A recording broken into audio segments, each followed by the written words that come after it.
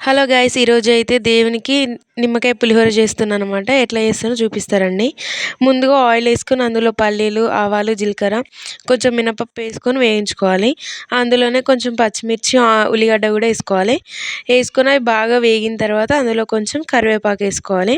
ఇవి మంచిగా వేయించుకున్న తర్వాత అందులోనే కొంచెం అల్లం వెల్లుల్లి పేస్ట్ కూడా వేసుకోవాలి. వేసుకొని అది బాగా వేగిన తర్వాత కొంచెం పసుపు వేసుకొని కలుపుకోవాలి. కలుపుకున్న తర్వాత అది మంచిగా మొత్తం వేగాలి. వేగిన తర్వాత అందులోనే కొంచెం నిమ్మరసం వేసుకోవాలి. నిమ్మరసం వేసి అది మొత్తం కలుపుకోవాలి. కలుపుకున్న తర్వాత మన టేస్ట్‌కి తగినట్టు కొంచెం సాల్ట్ వేసుకోవాలి. సాల్ట్ వేసుకున్న తర్వాత అది మొత్తం కలుపుకొని నేను ఇంకో సైడ్‌కి కొంచెం వైట్ రైస్ పెట్టుకున్నాను అనమాట. ఆ వైట్ రైస్‌లో ఈ పోపు అంతా వేసుకొని మొత్తం ఉప్పు, నిమ్మరసం మొత్తం అన్నంకి పట్టేలాగా మొత్తం కలుపుకోవాలి. ఇట్లా కలుపుకున్న ప్రసాదాన్ని అయితే నేను దేవునికి పెట్టేసి అయితే మొక్కుకున్నాను అనమాట. ప్లీజ్ నచ్చినట్టయితే లైక్, షేర్, సబ్స్క్రైబ్ అయితే చేయండి. Thank you.